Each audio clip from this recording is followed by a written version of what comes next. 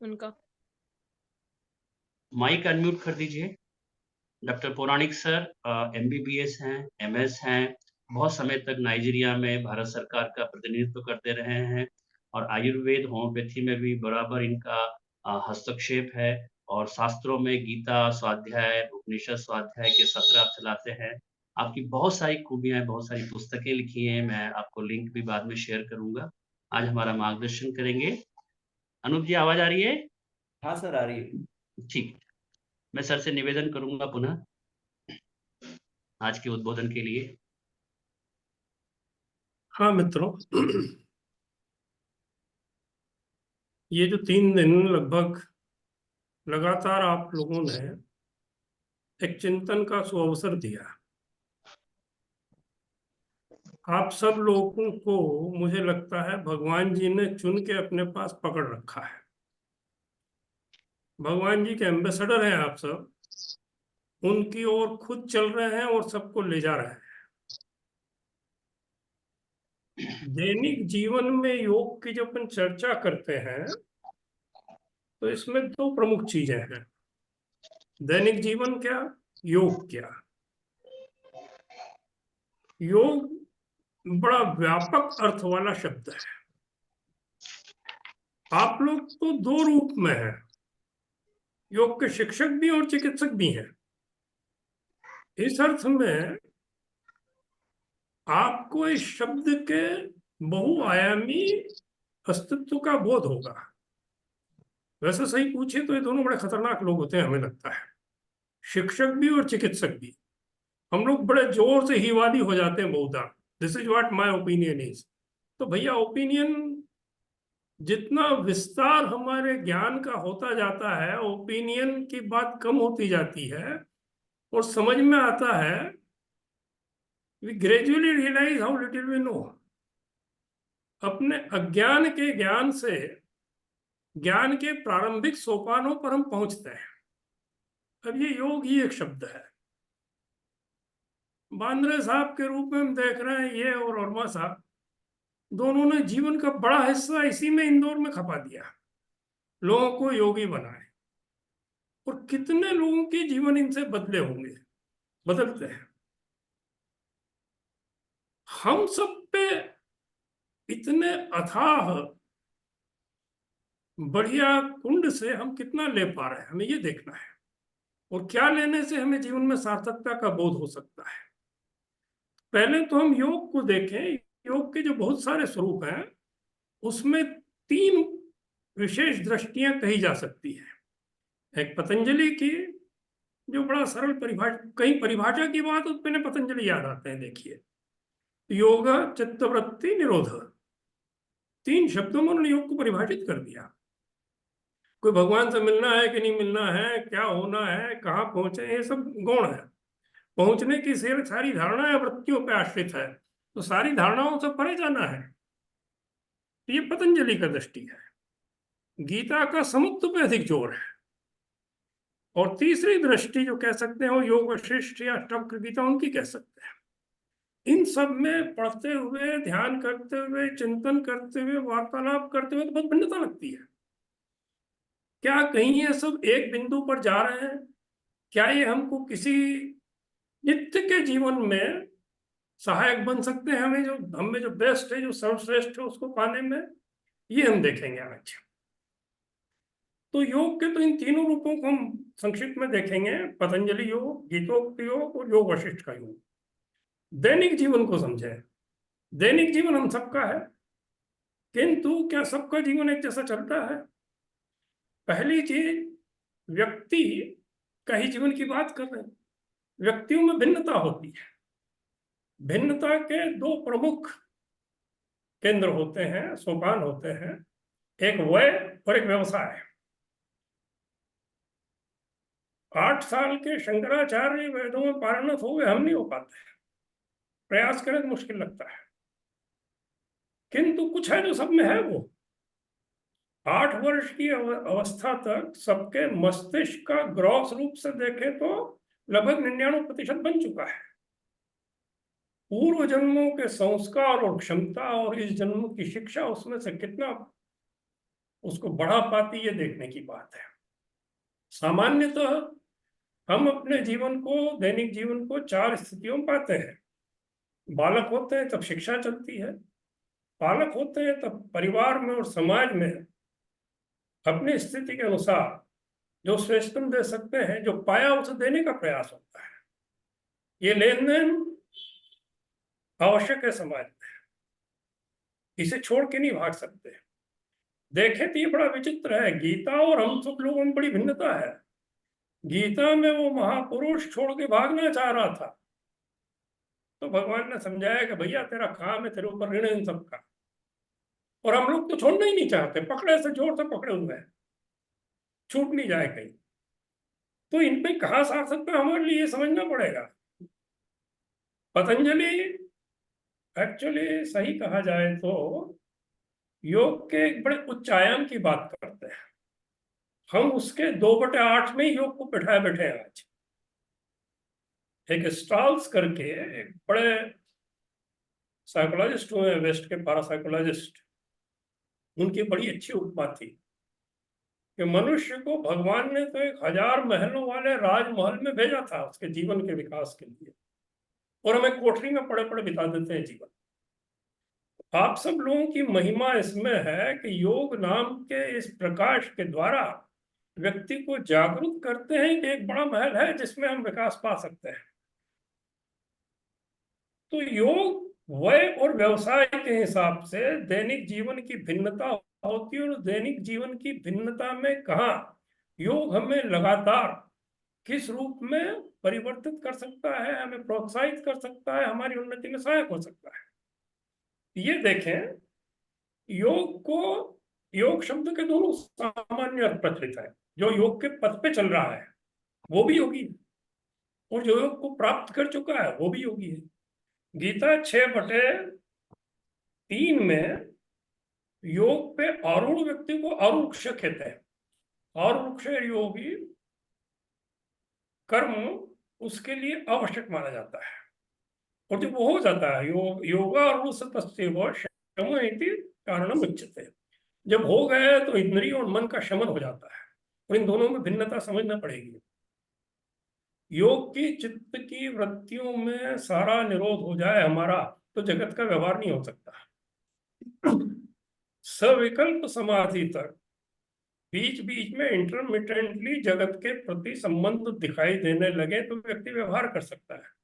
किंतु पातंजलि योग की जो श्रेष्ठतम स्थिति की परिकल्पना है, निर्भीक निर्विकल्प समाधि, उसमें व्यवहार नहीं होता। वो गीता में आई है वो भी।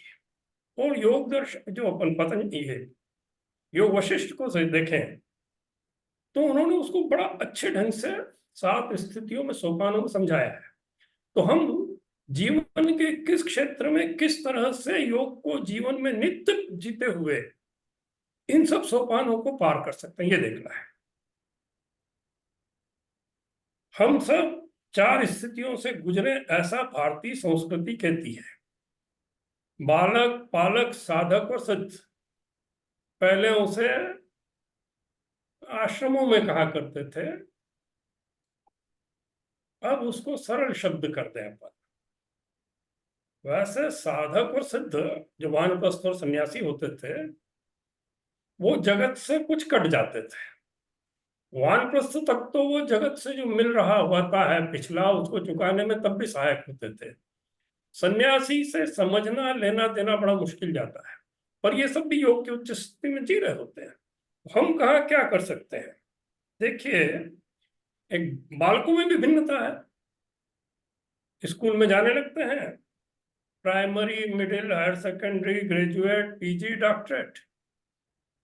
एक बड़ा प्रचलित शब्द समान, क्या सब समान है? इनमें भिन्नताएं हैं। योग्यता के अर्जन की क्षमता भिन्न है, और उस क्षमता का उपयोग करके जो योग्यता अर्जन करते हैं वो भिन्न है। इसलिए इन सब में जो ये व्यवहार करेंगे जगत से, उसकी भिन्नता होगी, और उसके हिसाब से उनकी योग की स्थिति का अंतर पड़ेगा। वयस्क व्यक्ति संसार में कर्म कर रहा होता है, और कर्म करते हुए वो कैसे योग को जी सकता है, ये उसकी पालक स्थिति है। व्यक्ति की तरह पालक, समाज की तरह पालक। समाज का पालक हमारा वैश्य वर्ग होता है, पर ये अंतर केवल 25 साल के लिए है। प्रारंभिक शिक्षा के साल और बाद के साधना के साल, इनके में कोई विशेष अंतर नहीं है। तो इसलिए भारतीय जीवन परंपरा में ये जो भिन्नताएं ये गुण हो जाती है। सब योग पढ़े और सब योग जिए, ये अपने यहाँ का लक्ष्य होता था। वो 25 साल तो जो लिया ऋण उतारा है समाज का, वो महत्वपूर्ण है। गृहस्थ समाज की रीढ़ है, किंतु वहीं नहीं अटक जाए, उसके आगे बढ़ना है, ये योग कहता है। तो हम वय की दृष्टि से दैनिक जीवन को 4 उसमें देखेंगे: बालक, बालक, साधक और सिद्ध, या बालक, फिर वयस्क, सामाजिक व्यक्ति, प्रौढ़ व्यक्ति। जो साधक या सिद्ध उसकी स्थितियों के हिसाब से, परिस्थितियों के हिसाब से बढ़ेगा। अब गीता में ये सब किस रूप में आते हैं? एक चीज ध्यान दीजिएगा, गीता में आश्रम शब्द नहीं है।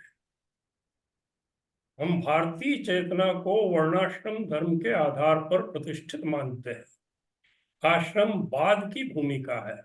ये श्रुति की नहीं, स्मृति काल में आया है, जब ऐसा समझ में आया कि चेतना अगर अधिक जागृत हो तो व्यक्ति किसी भी काल में परम तत्व की प्राप्ति कर सकता है, उसमें कोई बाधा नहीं है। तो परम तत्व की प्राप्ति के लिए सबको वानप्रस्थ या संन्यास हो जाने की आवश्यकता है क्या, या नहीं है तो भी प्राप्त कर सकते हैं? ये कुछ ऐसे प्रश्न थे जिसमें हमारी स्मृतियां समझाती हैं। देश में जो साहित्य है उसके 2 प्रमुख अंश है, श्रुति और स्मृति। श्रुति वो था जो सुना जाता था, वेद है, आज सुनने को कम मिलता है। हमारा सौभाग्य है, इसी केट में एक व्यक्ति थे, उनके पिताजी को पूरा ऋग्वेद कंठस्थ था, बड़े आनंद से गा के सुनाते थे कभी कभी। ये अभी की बात है। और हम आसपास आज देख रहे हैं एकाएक ये सब कम होता गया। आनंद की बात है कि ये सब पुनः जागृत हो रहा है, और सौभाग्यवशात आप लोगों का जो समूह है वो इसकी जागृति लाने में सहायक हो रहा है। तो गीता कैसे कहती है इसको? देखिए, गीता में योग किस तरह परिभाषित है और कैसे व्यवहार में लाए, इसके कुछ लिंक सूत्र हम जोड़ते हैं। सबसे पहला, गीता पवित्रतम हम क्या हो सकते हैं, what best we can achieve. तो गीता कहती है, नहीं ज्ञानेन सदृशम पवित्रम इह विद्यते तत् स्वयं योग संसिद्ध कालेन आत्मनि विन्दति। इसमें योग हो गया, ज्ञान हो गया।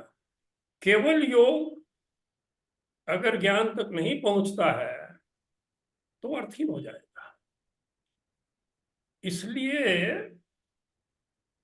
यम नियम के बाद, प्रारंभिक सोपानों की भूमिका के बाद, पतंजलि भी जो बात करते हैं धारणा, ध्यान और समाधि की, अगर वहां तक नहीं पहुंचा तो केवल शरीर तक रह जाएगा। हम लोगों को हमेशा याद रखना पड़ेगा कि दैनिक जीवन में हम जो हैं वो केवल शरीर नहीं है, हम देह है, हमें चित्त है और हमें आत्म तत्व है। और तीनों का संपूर्ण विकास योग का प्रमुख लक्ष्य है। तो चरम सोपान आता है ज्ञान, ज्ञान आता है योग में, और योग कहाँ आता है? गीता ने सबको बड़े अच्छे ढंग से समझाया है। 2/53 में गीता कहती है, श्रुति विप्रतिपन्ना ते यदा स्थास्यति निश्चला समाधौ अचला बुद्धि तदा योगम अवाप्स्यसि। योग को प्राप्त करोगे समाधि में होगे, यही पतंजलि कह रहे हैं, ये योग वशिष्ठ कहते हैं। कहीं ये सब जुड़े हुए हैं, बाहर से देखने में दूर दूर लग रहा है, तो हम क्यों नहीं ये सब कर पा रहे हैं? गीता उस पर समझाती है कि बाधाएं 2 प्रमुख तरह की है। 2:53 में श्रुति विप्रतिपन्ना जो बताया उन्होंने, श्रुति विप्रतिपन्ना थे यदा स्थात्वित निश्चला समाधौ अचला बुद्धि तया योगम अवाप्स्यसि। हमारी बुद्धि बहुत कुछ सुन सुना के, आजकल कंप्यूटर से अच्छा समझ सकते हैं, बल्कि ये हाथ की मशीन और बढ़िया है कि उसमें जो रैम है वो भर जाती है जल्दी से, और भर जाती है तो गति क्षीण हो जाती है, और ज्यादा बढ़ जाए तो बंद ही हो जाएगा। आपको थोड़ा विचित्र लगेगा, आपके बड़े बड़े आज के जो कंप्यूटर देखते हैं अपन, जब पहली बार सन 90-95 के आसपास कंप्यूटर से परिचय हुआ तो 56 या 500 MB की रैम आती थी, और आज 810 की रैम भी छोटी पड़ रही है। तो उसकी सफाई कैसे करें, कैसे पता चले कि हम सर्वश्रेष्ठ को जी रहे हैं? क्योंकि उसमें बाधा तो है, ये व्यर्थ के विचारों का जो आवरण आ गया है, चित्त वृत्तियां जो उन्होंने कहा, प्रमाण, विपर्य, विकल्प, निद्रा, स्मृति, इन सब, ये सब चित्त को ढाके हुए हैं। इनसे कैसे अलग हो, क्यों नहीं हो पा रहे? गीता फिर आगे समझाती है, ओम ऐश्वर्य प्रसक्ता नाम तया अप्रत चेतसाम व्यवसायत्मिका बुद्धि समाधो न विधीयते। हम जब तक जगत के संपर्क में हैं, हमारी रैम पर, हमारे कंप्यूटर पर, हमारे मोबाइल पर लगातार बम्बार्डिंग हो रही है। जैन दर्शन ने बड़ा अच्छा कहा, इसे ये आश्रव है, आ रहा है, खींच है, और ये बंद बन गया, आवरण बन गया है। तो योग की स्थिति की प्राप्ति इस आवरण को कम से कम करके, जगत से जितना आवश्यक है उतना संबंध रखकर, अपनी चेतना को ऊर्ध्वगामी बनाकर अपने में जो श्रेष्ठतम अंश है उसकी प्राप्ति है। वो कैसे होगा? गीता इससे हटके क्या होता है उसको एक श्लोक में परिभाषित करती है गीता। बिल्कुल, त्रैगुण्य विषया वेदा निस्त्रैगुण्यो भवार्जुन निर्द्वंद्वो नित्य सत्वस्थो निर्योग क्षेम आत्मा। हम सब योगी बनते हैं, ज्ञानी बनते हैं, धनवान बन जाते हैं, कर्मवान जन बनते हैं, आत्मवान नहीं बनते। योग कहता है ये दुनिया त्रैगुण्य विषयक है, इससे परे हटके, इससे ऊपर उठकर आत्मवान बन सकते हैं। आत्मा हम में है, तो उससे अपरिचय में ही जिंदगी गुजर जाती है। हम अज्ञान और स्वयं के अपरिचय में जन्म लेते हैं, ये हमारा दोष नहीं है, हमारा पाप नहीं है। कि तुम उसमें खत्म हो तो ये हमारी विडंबना रहेगी। आप लोगों को ईश्वर ने जो इसके लिए प्रेरित कर रखा है कि पहले स्वयं उस योग को पाए और फिर दूसरों को उसका आनंद दें, इसलिए मैं आपका अभिनंदन करता हूं।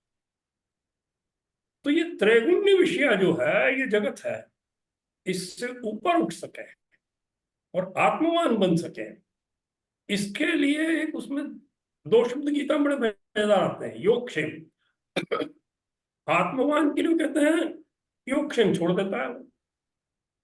त्रैगुण्य विषया वेदा निस्त्रैगुण्यो भवार्जुनो निर्द्वंद्वो नित्य सत्पथो निर्योगक्षेम आत्मवान। वो योगक्षेम की बात ही नहीं करता। योगक्षेम क्या है? समस्या ये है कि आज हम योगक्षेम में ही डूबे हुए दुनिया में। यहाँ योग का अलग अर्थ, यहाँ योग का अर्थ जुड़ना जगत से, ये पाना वो पाना, तो उसको बचाए रखना वो क्षेम है।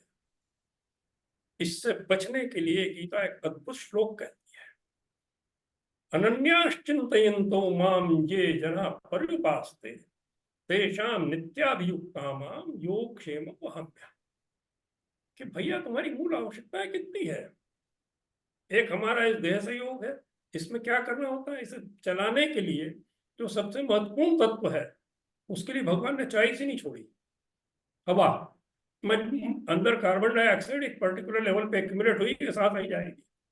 याद रखिए, ऑक्सीजन नहीं सांस दिलाती, ऑक्सीजन तो कई बार बाधा बन जाती है। बहुत गुण गा लिए हमने ऑक्सीजन के।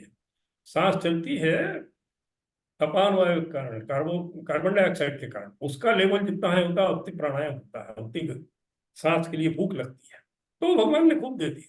हम उसका नाश कर रहे हैं, अलग बात है। आज वायु का, जल, प्यास लगती है, भगवान ने खूब दिया है। अन्न खूब दिया था ईश्वर ने, हम उसे याद करके लेते रहे ठीक से, तो जीवन तो चलता रहेगा। हम कुछ ऐसा करते हैं कि व्याधिग्रस्त हो जाते हैं, और व्याधिग्रस्त होकर के हमारा जो परम प्राप्तव्य श्रेष्ठ हो सकता है योग, ईश्वर की अनुभूति, उससे पीछे रह जाते हैं। याद रखिए, योग का जो पथ है ये बड़ा मजेदार है। पतंजलि जब वर्णन करते हैं कि अंतराया व्याधि, ज्ञान, संशय, प्रमाद, आलस्य, अविरति, क्रांति दर्शनम, अवृत भूमिकत्व, अनवस्था, निचित्त विक्षेपा, अंतराया। पहली चीज क्या है? व्याधि। योग में डूबे कि व्याधि गायब हो जाना चाहिए। फिर दुख, गौरमनस्य अंग में जय श्वास प्रक्षय श्वास, स हुआ, इसमें दुख गायब हो जाना चाहिए। तो आदि और व्याधि सब गायब हो जाना चाहिए योग में डूबे तो। और अगर डूबने पर भी नहीं हो, समझिए कहीं हम डूब नहीं रहे हैं, नकली खाना खा रहे हैं। खाना खाए तो पेट भरना चाहिए, भूख मिटनी चाहिए। तो योग की गहराई में जब इस तरह से जाएंगे तो हम आत्मवान बनेंगे। इसके गीता ने 2 जगह बड़े बढ़िया सोपान दिए हैं। गीता को ये सब अल्पकाल में हम केवल परिचय ही ले सकेंगे, तो श्लोकों के नंबर दे रहा हूं मैं, देखिएगा। गीता ने 2 जगह बड़े महत्वपूर्ण ढंग से समझाया है कि तुम क्या करो। गीता दोनों जगह याद रखिए, बड़ा मजेदार है। 8 से 11 तक के श्लोक। पहले 10वें अध्याय के 8 से 11 में भगवान मजेदार बात कहते हैं। अहम सर्वस्य प्रभव मत्तः सर्वं प्रवर्तते इति मत्वा भजन्ते मां बुधा भाव समन्विता। गीता पढ़ते पढ़ते कई बार ध्यान आता है कि यार भगवान जी ने अर्जुन को तो ये सब समझा दिया, हमें क्या कहा है, हम क्या करें। तो इस एक श्लोक में बहुत कुछ कह दिया है। 10वें अध्याय का 9वां श्लोक है इसके बाद वाला। पहले तो उन्होंने कहा हम सर्वस्य प्रभव, सबकी उत्पत्ति हूं मैं ही, मुझसे ही ये सब मैं, सब यह गतिमय। केवल बना के नहीं छोड़ दिया उन्होंने, सारी गति उनसे है। We have to realise every happening, every event is in him. वो सब गति में उनसे है। तो हम क्या करें। मच्चित्ता मद्गत प्राणा बोधयंतम परस्परम कथयंतश्च माम नित्यम तुष्यन्ति च रमन्ति च। उनके अंदर पहले तो चित्त लगे, फिर प्राण उन पर अर्पित हो जाए। प्राणायाम सारी क्रियाएं हैं, और एक दूसरे को याद दिलाए, he is there, he is the doer and what we are enjoyer. उसका ड्रामा है, हम उसके हिस्सा है जगत के ड्रामे के, and he is the director. हम सबकी स्थिति क्या है, कार के पहिए की तरह है, जुड़े थे कार में और साथ सोचते अलग हो जाए, अपने ढंग से करें। इसलिए गीता को जो सर्वाधिक जोर है वो है कि अपनी कामनाओं के सहारे जीने के बजाय ईश्वरीय चेतना के साथ जिए, तो हम संपूर्णता के साथ एक रूप का था जो बोध पालेंगे, वह योग होगा। वो योग रोज कैसे आए, इसको और एक जगह उन्होंने 4 सोपान में समझाया है। 12वें अध्याय के 8 से 11, पहले 10वें के 8 से 11 में 2 श्लोक बताए थे आपको, 8 से 9। उसके बाद तो बड़ी मजेदार भगवान कहते हैं बात कि उनका अंधकार अज्ञान का दूर करने के लिए मैं दीप जला दूं। तेषाम अनुकंपार्थम अहम अज्ञानजनतमम नाशयामि आत्मभावस्तु ज्ञान दीपेन भास्वता। ये 10 के 8 से 11 के श्लोक है ये। तो भगवान तो बेचारे तैयार बैठे हैं हमें दीप जलाने के लिए। अपना अहम का आवरण इतना बड़ा है कि हम उससे विस्मृत किए हुए हैं। उसको मजा आता है, उसको मजा आता है, बच्चे खेल रहे हैं, कोई बुरा नहीं है। पहली चीज कहीं याद रखने की है इस पथ पे, तो आप अपनी ये जो जिस प्रार्थना से शुरू करते हैं वो बड़ी मजेदार है। सहना भवतु, एक दूसरे को दुख तो नहीं दें, रक्षा करें। सहनो भुनक्तु, खिलाए पिलाए। सवीर्यम करवा रहे हैं, साथ एक दूसरे के साथ मिलकर करें। और फिर ये सब करते हुए जीवन में तेजस्विता की, ज्ञान की प्राप्ति हो। और सबसे खास माँ विद्विषा हो, द्वेष नहीं हो। अपनी इच्छा और भगवान की इच्छा अलग न हो तो किसी से द्वेष नहीं बचेगा। ये सब जो होगा तो हम योग में जुड़ने लगेंगे और भगवान हमें प्रकाश दे देंगे। हम क्या करें इसको, और एक जगह उन्होंने समझाया है 12वें अध्याय के 8 से 11। गीता में जो कुछ कहा है उसको क्या करने वाला इन 4 में आ गया है। कहते हैं मयि आदस्व मयि बुद्धि निवेश। हमारे मन बुद्धि जगत में फंसाते हैं। उन्होंने कहा मुझ में मन बुद्धि अर्पित कर दे।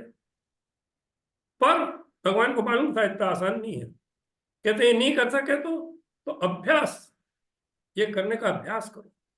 हम ये तो शुरू करें। उन्होंने कहा ये भी नहीं होता भगवान जी यार, आप कहते हो आपके याद करने का अभ्यास करें, होता ही नहीं है। कोई प्रयास करिए, 24 घंटा तो बड़ी चीज है। 10 मिनट के लिए अपनी चेतना को ऐसा लाने का प्रयास करिए कि उसमें ईश्वरीय चेतना की आपके सिवा कुछ और न आए। नहीं होता ऐसा, ये भी नहीं होता, सब अभ्यास भी नहीं होता। फिर क्या करें, क्योंकि हम में सम और रज के कारण कुछ करने की भूख बहुत है, अंदर से घड़ी बनी हुई है, वो हमें चला रही है। तो मैंने कहा अच्छा चलिए ये नहीं होता यार, तुझे कर्म करना ही है तो कर। कैसे कर कि करने से पहले मुझे याद कर ले। अब तब अशक्त हो से मुझे याद कर ले, चलो शुरुआत में पहले कर्म करने की इच्छा है तो ज्यादा अच्छा कर्म शुरू करने से पहले उन्हें याद कर ले, तो भी वो कर्मयोग हो जाएगा। और वो भी नहीं कर पाए तो फिर वो आखिरी श्लोक में कहते हैं अब एतत् अशक्तोऽसि मत कर्माश्रित, मुझे कर नहीं पाए शुरू, बच्चे हैं अपन, भूल गए, और कोई काम तो कर लिया, अब तो हो गया वो काम बंद नहीं बने, इसके लिए क्या करे, वो मुझे अर्पण कर दे। कितनी अद्भुत राह बताई है गीता में। 4 सोपान कहे, कर्म में भूख बहुत है, याद नहीं रहा ईश्वर की, तो करे बाद अर्पित कर। बेहतर ये उससे पहले याद करके अर्पित करो, उनको याद से शुरू करो। तीसरा बेहतर है कि अभ्यास करने लगो चित्त में उनकी स्मरण का। यही सब योग है। एक को कर्म योग कह दिया उन्होंने, कर्म को योग के साथ जुड़ के जब वो करे तो भक्ति योग हो जाता है, और भक्ति करते करते मन बुद्धि उनको अर्पित हो जाते हैं और ज्ञान योग बन जाता है। तो गीता सही पूछे बड़ा सरल शास्त्र है। ये सब करते हुए इनसे क्या मिलेगा? प्राप्ति के 3 सोपान कहे गीता में, 6 अध्याय के 29, 30, 31 देखिएगा, उनको मैं सरल उसमें कह देता हूं आपको। पहला है सर्वभूतस्थात्मानं सर्वभूतानि चात्मनि। आप हम सब बैठे एक दूसरे के बात कर रहे हैं, सुन रहे हैं, हम एक दूसरे को अलग समझ रहे हैं। हम बोल रहे हैं, वो सुन रहे हैं, आप सुन रहे हैं, हम बोल रहे हैं। We are in him. पहले हम देखना तो शुरू करें कि he is there in everywhere, सर्वभूतस्थ आत्मानम, सब में ईश्वर है। यह व्यवहार करके जब व्यवहार के जगत में आएंगे तो योग हो जाएगा। तो पहले ये याद करने लगे कि वो सब में है, उसके बाद सर्वभूतानि चात्मनि, हम सब उसमें हैं। इन दोनों में बड़ा अंतर है, समझिएगा कभी। भगवान मेरे में पड़े कहीं जेब में, मैं प्रमुख, अपना अहम नहीं मरता, पर हम उसमें हैं तो हम छोटे हो जाएंगे। और तब जब मैं हूं तब हरि नहीं, जब हरि है मैं ना, ये स्थिति आएगी। तीसरी स्थिति आएगी, ही इज ओनली एग्जिस्टेंट। ये योग की चरमावस्था है, पर ये एकदम नहीं मिलती। बहुनाम जन्मनाम अन्ते ज्ञानवान माम प्रपद्यते, कई जन्मों में प्राप्त होगी, तब तक वो करते रहे। कर्म कर ले तो उसको अर्पण कर दे। ये कर्म कर ही रहे जगत में, ये दैनिक जीवन है। नहीं याद रहा, पहले याद रह जाए तो शुरू करने से पहले कर दे अर्पण, वो बेहतर स्थिति। और फिर बीच बीच में समय निकाल कर दिन में 3-4 बार गीता, उपनिषद, योग सूत्र, स्वाध्याय जपे। पतंजलि ने सरल चीज कह दी, तप, स्वाध्याय, प्रणिधान। इनको जीवन का अंश बना ले, अंग बना ले। इस तरह से ये 3 स्थिति, पहली में हम सब में ईश्वर देखेंगे, दूसरे में हम ईश्वर में अपने को देखेंगे, और तीसरी स्थिति में केवल वही दिखेगा, हम नहीं रहेंगे। हमारा अहम छोटा होता समाप्त हो जाएगा। क्योंकि काल की सीमा है, इसलिए केवल परिचय करा सकते हैं आज इनसे, इस विषय से। इस पर सोचिएगा। योग वशिष्ठ में इसी चीज को एक दूसरे रूप में कहा है, शुभेच्छा विचारणा तनुमानसा सत्वापत्ति, असंसक्ति पदार्थ भावना तुरीया।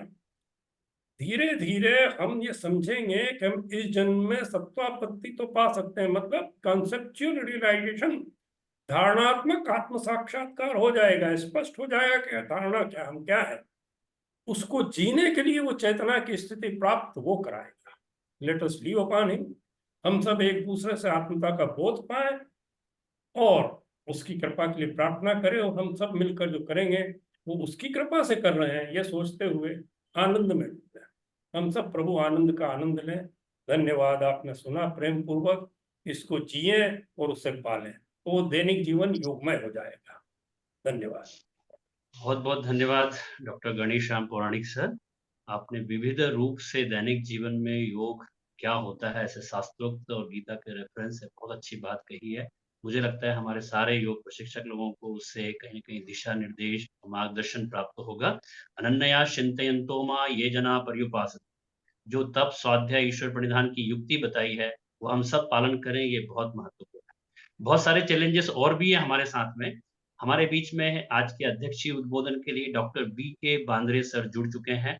मैं डॉक्टर बी के बांद्रे सर का स्वागत करता हूँ, और सर के बारे में ज़रूर बताना चाहूँगा कि सर इंदौर में योग थेरेपी के भीष्म पितामह हैं, और पीएचडी है, डीलिट है। सर्वोच्च डिग्री अगर कोई विश्वविद्यालय की है तो वो डीलिट है। सर ने अपने बहुत सारा जीवन को खपा दिया योग थेरेपी में, और आज भी हम जैसे बहुत सारे योग जो प्रोफ़ेशनल हैं उनका मार्गदर्शन करते रहते हैं और जीवन में बहुत सारे क्षणों में इन्होंने कॉन्फ्रेंसेस की है, बहुत सारे अलग-अलग समारोह में आपने शिरकत की है।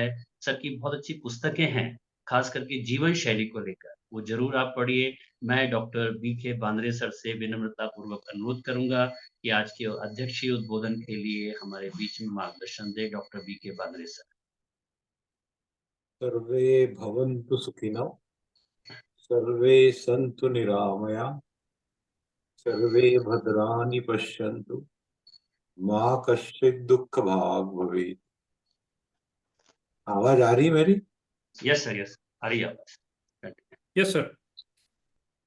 आदरणीय डॉक्टर पुराणिक साहब, डॉक्टर हेमंत शर्मा, डॉक्टर वरुण और योग अभ्यासी प्रशिक्षक गण, योग प्रशिक्षक संघ और चिकित्सक जुड़े हुए संघ के सभी मेरे प्यारे भाइयों बहनों, ये विषय, आज का विषय जो है वो बड़ा अच्छा है। दैनिक जीवन में योग, तो हम तो योग प्रशिक्षक है, पर हमारे जीवन में योग नहीं है, हम दूसरे के जीवन में योग डाल रहे हैं। ऐसा कहना उचित तो नहीं है, परंतु सत्य है। क्या होता है कि जो योग शिक्षक है, यहाँ अधिकांश योग शिक्षक है, उनके पास अपने लिए टाइम नहीं होता, वो दूसरों को सिखाते और फिर उनको ये हम रहता कि हम बहुत अच्छे टीचर, और इस हम में डूब जाते तो उसका और नुकसान क्या होता है, क्योंकि हमको कुछ नहीं होने वाला, हम तो स्वस्थ रहेंगे जीवन, ये संभावना कम। क्योंकि प्रशिक्षक को पहले अपना समय निकाल के योग अभ्यास करना चाहिए, परंतु अधिकांश प्रशिक्षक का कहना है कि जब हम दैनिक जीवन में योग सिखाते लोगों को, उस टाइम जो हो जाता है वही हमारा योग। ये तो बहुत ही अंधकारमय बात। प्रशिक्षक को पहले अपने लिए, हर एक व्यक्ति की अलग अलग आवश्यकता होती है, प्रशिक्षक की भी अलग अलग आवश्यकता। तो योग प्रशिक्षक हो या योग चिकित्सक हो, उसको स्वयं का रोग निवारण या स्वयं के स्वास्थ्य के ऊपर ध्यान देना पहला काम, क्योंकि वो दूसरों को देखेगा, जब तक दूसरे को सिखाएगा पहले उसका अनुभव नहीं होगा अपने ऊपर, क्योंकि शरीर एक जैसा ही है, मानव शरीर एक जैसा। तो यदि उसको अपने शरीर पे कोई होने वाली समस्या का निराकरण वो करता है योग अभ्यास से, तो वो दूसरे का भी करे। परंतु होता क्या है, उसको वो खुद प्रैक्टिस नहीं करता। योग प्रशिक्षक जो है वो बोलता मेरे को सर्टिफिकेट मिल गया है DVL से, अब मेरे को क्या क्या जरूरत है योग अभ्यास करने। वो अपने स्वास्थ्य के ऊपर ध्यान नहीं देता और छुपाते भी रहते, और वो बताता भी नहीं है दूसरे को यदि कोई तकलीफ हो। एक योगा टीचर मेरे पास आए, वो बोला कि सर मेरा सिर दुखता है तो मैं हमेशा ये डिस्प्रिन खा लेता हूँ। तो मैंने कहा नहीं, ये तो गलत है, आपको पता लगाना चाहिए कि आपको पेन किलर खाने की क्यों जरूरत पड़ रही है, क्या समस्या है। तो ब्लड प्रेशर चेक करो। जब उसका ब्लड प्रेशर देखा तो 200/120 था। योग प्रशिक्षक है, इंदौर का योग संघ से जुड़ा हुआ है, योग प्रशिक्षक और चिकित्सक संघ के साथ जुड़ा हुआ है। तो हमको हमको भी रोग हो सकते हैं, योग टीचर होने के, शरीर है तो रोग होएगा, उसमें घबराने की बात नहीं है, पर ध्यान देने की जरूरत। पर कुछ लोग छुपाते हैं, बताते नहीं, क्योंकि वो यदि दूसरों को पता लग जाएगा कि आपको कुछ प्रॉब्लम है, तो हो सकता है कि आपके विद्यार्थियों की संख्या कम हो जाएगी, इसलिए भी वो नहीं बताते। परंतु हमको ये बेसिक समझ में होना चाहिए कि शरीर है तो व्याधि है, व्याधि है तो उसको ठीक करना है। वो कोई भी योगी हो या रोगी हो या भोगी हो, प्रॉब्लम सबको है, पर हम छुपा लेते हैं योग विद्या। तो इसलिए ऐसा ना करें, और यदि कोई समस्या है तो उसका निराकरण जरूर करें। उसमें और इतना ही नहीं, केवल ये तो ऊपरी बात होगी, अंदरी बात तो हर साल योग प्रशिक्षक को हर साल अपना जनरल चेकअप करवा लेना, महिलाओं को भी पुरुषों को भी। पुरुषों को सीबीसी है, लिपिड प्रोफाइल है, पुरुषों को हार्ट से रिलेटेड प्रॉब्लम होती है। क्योंकि हम योग अभ्यासी होने की वजह से सब लोग ये कहते हैं कि वह तुम तो पचा लोगे, एक बाफला और खा लो, एक लड्डू और खा लो, तुम तो योग करते ही हो तो फिर खा लो एक। तो वो कि योग शिक्षक बोलता है अच्छा ठीक है आने दो। तो इस तरह से हम भोजन करने में भी पीछे नहीं हटते, क्योंकि हम योग प्रशिक्षक है, हमको सब पच जाए। गलत है, गलत है। तो हमको क्या है कि चेक करना पड़े, हम ठीक है ऐसा ऊपर से दिखता है, और शाम तक ठीक थे और सुबह तो उठे ही नहीं, ऐसे भी हो गए योग टीचर। एक टीचर सुबह जाना था उसको सयाजी क्लब में योग सिखाने, तो उसका वो सुबह उठ के बाथरूम गया और वहीं अटैक आके समाप्त हो गया, उसकी जीवन लीला समाप्त हो गई।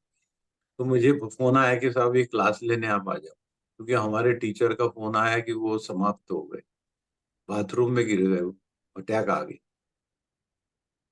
तो इस तरह से आप अंधकार में ना रहे, पक्का उजाला करें अपनी। और क्या करें, तो अपनी सारी चेकअप हर साल एक बार जरूर कर लें, और उसमें जो गड़बड़ी आ रही उसको सुधारने के लिए विशेषज्ञ का ज्ञान समझ ले, कंसल्टेशन करें, या ना करते हैं तो भी आप समझे कि क्या गड़बड़ हो रही, उसको कैसे सुधारा जाए। वो जांच करना और छोड़ देना नहीं है, उसके यहाँ गड़बड़ी आए तो सुधारना, और नहीं गड़बड़ी आए तो आप भाग्यशाली। तो इस तरह से महिलाओं को भी मेमोग्राफ वगैरह, और उनके गायनिक रिलेटेड प्रॉब्लम हो कोई तो उसको चेक करते रहना चाहिए, महिला टीचर्स को। वो भी अपनी कोई चीज, क्योंकि आप बहुत बार क्या होता है कि लोग सोचते हैं कि हमारा क्रेडिट कम हो जा रहा है, तुम तो योग करते हो रोज, फिर तुमको तो ये होना ही नहीं चाहिए। लोगों को समझ थोड़ी है कि शरीर तो है तो व्याधि भी है। वो कहते हैं कि आप तो रोज योग अभ्यास, कहाँ करते हम योग अभ्यास, करवाते हैं, करते कुछ नहीं। फिर उसमें भी क्या कर लेते हैं, थोड़े बहुत एक्रोबेट्स कर ली, कुछ आसन, स्थिर सुखम आसनम का कोई ठिकाना नहीं है, प्रयत्न शैथिल्य नहीं है वहां, अनंत समापत्ति भ्याम नहीं है। तो फिर तत्व द्वंद कैसे निभ जाएंगे, हमारा द्वंद तो बना ही रहेगा। हम मोटे हैं और योग टीचर है, दुबले है बिल्कुल, ककड़ी ककड़ी छाप, वो भी योग टीचर। समत्व को प्राप्त ही नहीं हुआ हम शरीर से, तो मन से कैसे होंगे। अभी डॉक्टर पुराणिक ने मन के बारे में बताया कि अंतर मन होता है तीन, धारणा, ध्यान और समाधि, ये त्रिपुट है। इसको, इसका उपयोग नहीं करते हम। कहाँ करते हैं हम, तो आसन ही नहीं करते, तो फिर प्राणायाम की तो बात दूर होगी, और फिर ध्यान तो और आगे बढ़ गया, और मुश्किल होता है। तो हम, हमारे जीवन, वो योग शिक्षकों का जीवन कैसा है इस वक्त, वो समय नहीं निकाल पाते अपने, बहुत मुश्किल है। तो उनका जीवन है हरीड, एक के बाद एक क्लास लेना, बाथरूम भी रोक रखते हो, दूसरी क्लास चालू कर, हरीड। और फिर वरी, वरी ये रहती कि परिवार भी चलाना है, कि ज्यादा से ज्यादा क्लास लेनी है, ज्यादा से ज्यादा धन प्राप्ति करनी है। तो ये बात ठीक है, पर अपने स्वास्थ्य को ध्यान में रखते हुए करना चाहिए। हरी रहते हुए कई योगा टीचर एक्सीडेंट हो गया रास्ते पे, उनका जल्दी पहुंचना है, और वो कभी सुधरे नहीं, फिर वो जीवन भर अपंग रहे। मेरा पर्सनल अनुभव है बहुत, मैं खुद भी अपंग हो गया एक एक्सीडेंट में।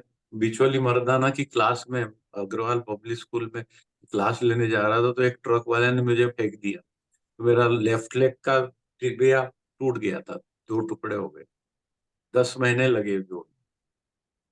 तो हम वरीड और हरीड नहीं रहना चाहिए योग प्रशिक्षक को, बहुत शांति से काम करना चाहिए। एक काम कम हो तो चलेगा, ज्यादा काम लेने की जरूरत नहीं। यदि आपके पास ज्यादा है तो आप दूसरे सहयोगी टीचर का भला करो, उसको बताओगे तो मेरे पास समय नहीं, तुम जाओ उसके बाद। पर नहीं, हम तो सब लपेटने में बैठे हुए, पूरी दुनिया 7 पीढ़ियों का व्यवस्था करना है, तो हम क्या कर सकते, उसमें तो मुश्किल है। हरी वरी और करी, ये तीसरा सजेशन है। करी मतलब है स्वाद, स्वाद स्वाद का भोजन नहीं, स्वाद का भोजन स्वास्थ्य का भोजन नहीं, उसको वरी करी बोलते। करी सब्जी में करी आ गई तो स्वाद बढ़ जाता, पर स्वास्थ्य बिगड़ जाता। तो वो खाने में भी ध्यान रखो कि सरल सादगी पूर्ण भोजन करें। करी नहीं खाए, झोला खाए, झोल, सब्जी का झोल खाए, तो उससे आपका ज्यादा नुकसान नहीं होगा। बहुत लोग देर तक जगते रहते हैं, कुछ कुछ काम में लगे रहते हैं, कुछ योगा टीचर, और सुबह 5 बजे फिर उठना है, और फिर वो गाड़ी चलाते हुए नींद आ जाती। तो आपको समय का पूरा ध्यान रखना, एक एक मिनट की गिनती रखना, तब जाके आप 7 घंटे सो पाएंगे। 10 बजे सो के 5 बजे उठे तो 7 घंटे होते हैं।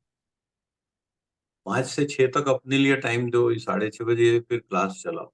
बहुत अर्ली क्लास चलाओ मत, तो आप अपना खुद नहीं कर पाएंगे। इस तरह की जो सजेशन थे जीवन योग करने में, और योग के मुख्य तीनों अंगों का इस्तेमाल करना चाहिए, हमको भी और अगले को भी करवाना चाहिए। जिसको आप सिखाते हो उसको केवल आसन सिखा के काम नहीं। यदि जनरल क्लास है तो आप आसन, प्राणायाम और ध्यान तीनों सिखाओ, केवल आसन सिखा के छुट्टी मत करो। रोगी है उसकी बात अलग है, रोगी को आप जो सिखाएंगे वो जो उसकी आवश्यकता है, उसकी समस्या है, उसके मुताबिक उसको कोई जरूरी नहीं प्रार्थना भी करना, ना उसको ध्यान करना, कोई जरूरी नहीं है। यदि उसको रिलेटेड प्रॉब्लम है तो उसको वो सारे ही करवा सकते हैं आप, अन्यथा उसको आप ऑप्शन रख सकते हैं। पर जो जनरल क्लास है उसमें तीनों चीजें सिखाना चाहिए आपको। ध्यान, ध्यान, आसन और प्राणायाम का उपयोग रेगुलर करना चाहिए। और बहुत बार क्या होता है कि हमारे पास समय की कमी रहती है, और खास तौर से हम योगा टीचर सुबह के टाइम ज्यादा व्यस्त होते हैं या शाम के टाइम, तो दोपहर के टाइम में थोड़ा विश्राम भी कर लेना। उससे आपकी जो थकान होती है, जो ज्यादा भागम भाग की वजह से, वो कम हो जाएगी। कुछ लोग जो है पानी इसलिए कम पीते कि दिन भर उनको स्कूटर में घूम के जगह जगह की क्लासेस लेनी पड़ती, तो पेशाब ही नहीं जाती। परंतु अभी नगर निगम इंदौर ने अच्छे स्वच्छ साफ सुथरे, कुछ जगह तो अभी भी गंदे है, पर कुछ जगह साफ सुथरे बाथरूम बनाए। आप जिस क्लाइंट के यहाँ जहाँ क्लास में जाते हो वहां हो सकता है आप यूज नहीं करते होंगे बाथरूम, तो या मौका नहीं मिलता या समय नहीं है, तो उसका ध्यान रखिए। नहीं तो पेशाब रोकने से ही आपका ब्लड प्रेशर डायस्टोलिक बढ़ जाएगा, और फिर सिस्टोलिक बढ़ के आपको नुकसान हो जाएगा। तो आपकी योग के जीवन में आसनों के अभ्यास के साथ साथ जीवन शैली पर ध्यान दो। जैसा कि मैं भी आपको बता रहा हूँ कि आपकी जीवन शैली को सुधारने की बहुत आवश्यकता है। मैं आपको सुधार करने के लिए जो सजेशन दे रहा हूँ उसमें आपको टाइम मैनेजमेंट के लिए बहुत एक्सपर्ट होने की जरूरत है आप, क्योंकि समय कम, काम ज्यादा सबके पास, मल्टीटास्किंग करना पड़ता है, जिसकी वजह से एंग्जाइटी और बढ़ जाती है। मल्टीटास्किंग, एक समय में फोन भी चला रहे, गाड़ी भी चला रहे, ये मल्टीटास्किंग। घर में महिला है तो योगा टीचर, तो वो योग भी सिखा रही और कुकर पे चावल भी पका रही, और बच्चे को दूध भी दे रही। तो ये बहुत मल्टीटास्किंग जो है वो हमारे जीवन में एक दुखदाई घटना है, और ये हमारा जो है 5G का परिणाम। तो आप ध्यान रखिए अपना, और जीवन में जरूर योग अभ्यास किए बिना ना छोड़े। कोई दिन ऐसा नहीं जाना चाहिए 365 दिन में 360 दिन आप योग अभ्यास करो। यही मेरे को आपको दैनिक जीवन में योग का उपयोग करने के लिए टाइम मैनेजमेंट का ध्यान रखो, ये आखिरी सुझाव देने के साथ में धन्यवाद। आप सब योग प्रशिक्षक और मेरे सहयोगी ने मुझे सुना, इसके लिए मैं आभारी हूँ आप सबका। और विशेष करके जो ऑर्गेनाइजर है, ये वेबिनार के ऑर्गेनाइजर डॉक्टर शर्मा और डॉक्टर वरुण कुशवाहा, इनको मैं हृदय से धन्यवाद देता हूँ कि ऐसे बीच बीच में सेमिनार करते रहें, और अपने घर से ही अपनी चर्चा होती रहेगी और अपन एक दूसरे को मिलते रहेंगे। और ये जो सही इंटरनेट का जो लाभ है और जिसका सही उपयोग हमने कोरोना में किया, उसके लिए हाँ उसका पूरा फायदा उठाएं। धन्यवाद। बहुत बहुत धन्यवाद जी, सर। जी केवल ओम 2-3 हरि मिनट ओम। आपकी और लूँगा मैं। समय हो चुका है और निश्चित समय पे हम लोग समापन भी करेंगे। सब डॉक्टर बांदे सर ने बहुत अच्छी बात बोली है, हरी, वरी, करी का मुझे लगता है हम सब योग प्रशिक्षक और चिकित्सक ध्यान रखेंगे और प्रॉपर आसन, proper breath, proper diet, proper relaxation और प्रॉपर मेडिटेशन इस पे भी वर्कआउट करेंगे 2024 में। नए विज़न के साथ काम करेंगे, कुछ न कुछ एक्टिविटी करते रहेंगे। लास्ट लाइन में सर ने हमको ब्लेसिंग दी है कि मिलते-जुलते रहो। लोग बोलता है कि जिंदा रहे तो फिर मिलेंगे।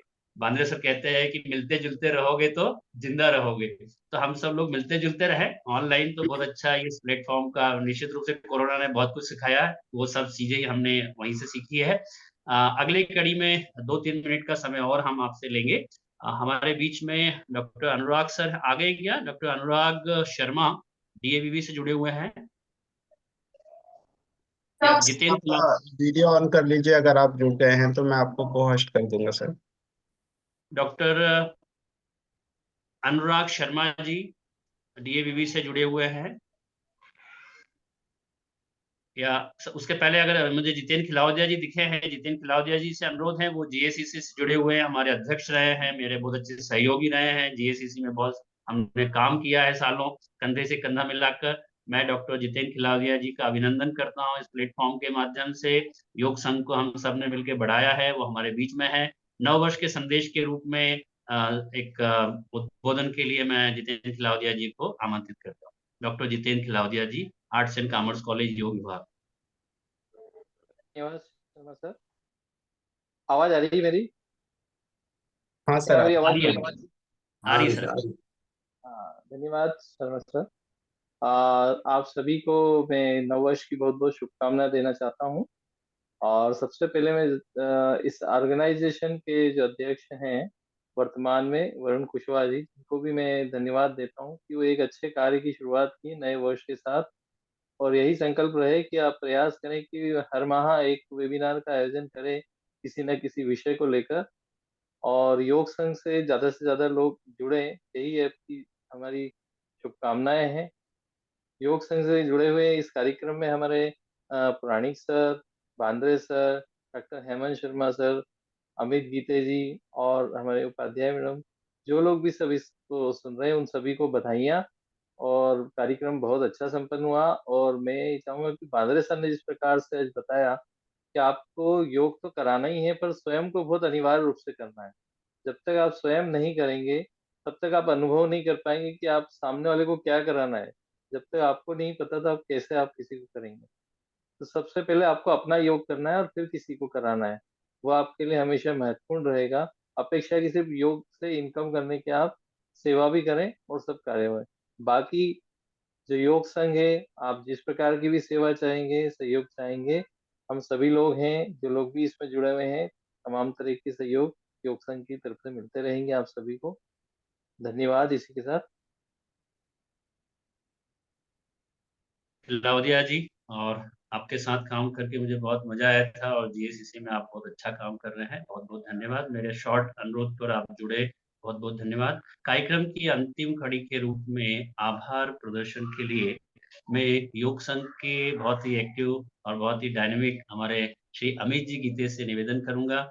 समय क्योंकि अभाव है, प्रश्नोत्तर का भी सत्र अभी नहीं रख पाएंगे। व्यक्तिगत रूप से मैं पौराणिक सर, बांद्रे सर का जो नए जुड़े हैं उनका नंबर भी शेयर कर दूंगा, आप उनसे व्यक्तिगत परामर्श कर लीजिए। कार्यक्रम की अंतिम कड़ी में आभार व्यक्त करने के लिए मैं आमंत्रित करता हूँ श्री गीते जी को। बहुत बहुत धन्यवाद सर। हरिओम आप सभी को। आवाज आ रही सर मेरी?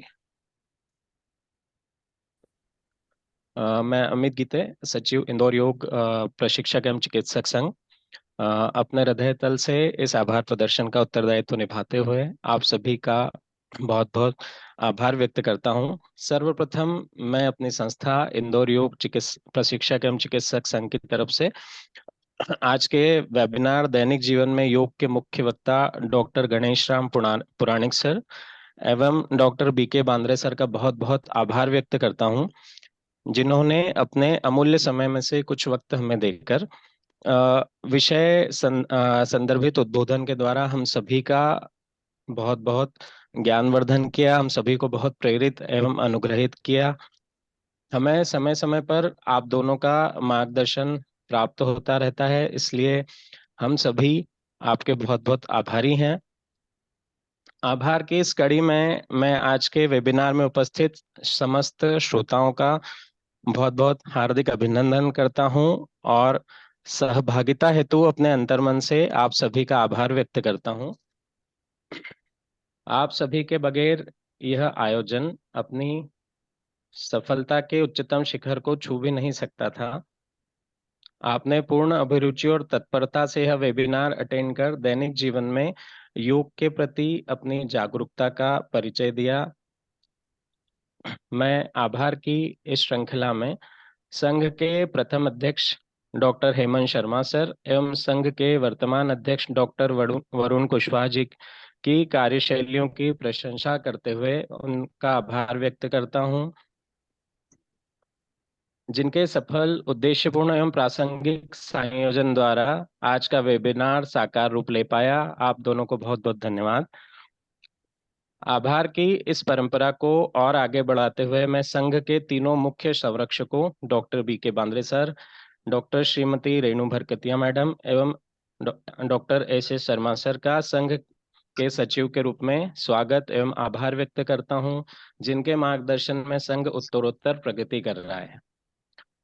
मैं उन सभी महानुभावों भूतपूर्व अध्यक्ष doctor Hemant Sharma sir, doctor Jitendra Khilawadiya sir, Shri Bhupendra Sharma ji, वर्तमान अध्यक्ष doctor Varun Kushwaha ji, doctor Ashutosh Soni ji, doctor Aruna Lohiya madam, doctor Rita Sharma madam, Anand Chaurasia ji, doctor Maya Khilawadiya ji, Shri Naveen Mandloi ji, Shri Rajesh Jaiswal ji, Laxman Chauhan ji, Sushma Upadhyay madam, Shri Anurag Sharma ji, Shrimati Remi Jaiswal, Shri Neeraj Agnihotri ji, Shri Rajiv Tiwari जी, श्रीमती बेला गुप्ता, श्री अनिल बोरगांवकर जी, श्री मान सिंह जैन साहब, ओम प्रकाश आछनिया जी, रवि राठौर जी एवं अन्य सभी महानुभावों जिन्होंने संघ की गतिविधियों को संचालित करने में प्रत्यक्ष एवं अप्रत्यक्ष रूप से अपना योगदान दिया है, मैं उन सभी का बहुत बहुत आभार व्यक्त करता हूं।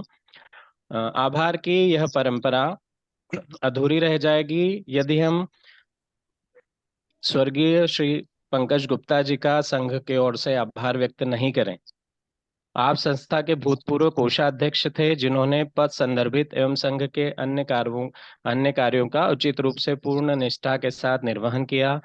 आपके द्वारा संघ को जो मार्गदर्शन प्रदान किया गया, आपने जो भी योग की अलौकिक ज्योति हमारे मन में जगाई है, जिससे हम अपने लक्ष्यों तक पहुंचने में सफल हो रहे हैं, इस हेतु हम आपको नमन कर धन्यवाद देते हैं। हम आपके बनाए हुए मार्ग का अनुसरण करते रहेंगे, यही कामना है। यह संघ हम सभी का है और इसके समस्त कार्यों को पूर्ण करना हम सभी का उत्तरदायित्व है। अतः आप सबके असीम सहयोग हेतु मैं आप सभी का बहुत बहुत आभार व्यक्त करता हूं। इसी के साथ मैं अपनी वाणी को विराम देते हुए शांति पाठ के लिए डॉक्टर हेमंत शर्मा सर को आमंत्रित करता हूं, वे आए और शांति पाठ कराएं। बहुत बहुत धन्यवाद अमित जी, शांति पाठ के लिए अपनी जगह पर ही। मैं 10 मिनट जो ऊपर हुआ है कार्यक्रम में, उसके लिए सभी से क्षमा चाहूंगा। आपका 10 मिनट से ज्यादा लेट यह हम लोगों ने। आप शांति पाठ से समापन करें।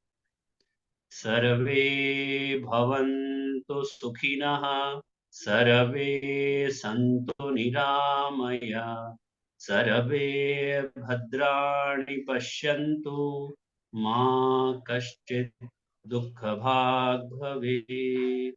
ओम शांति शांति शांति। सभी का पुनः पुनः बहुत बहुत धन्यवाद। डॉक्टर पौराणिक सर, डॉक्टर बांद्रे सर और सभी योग संघ के जो ऑर्गेनाइजेशन है उसके सभी पदाधिकारी, बहुत बहुत धन्यवाद। धन्यवाद सर।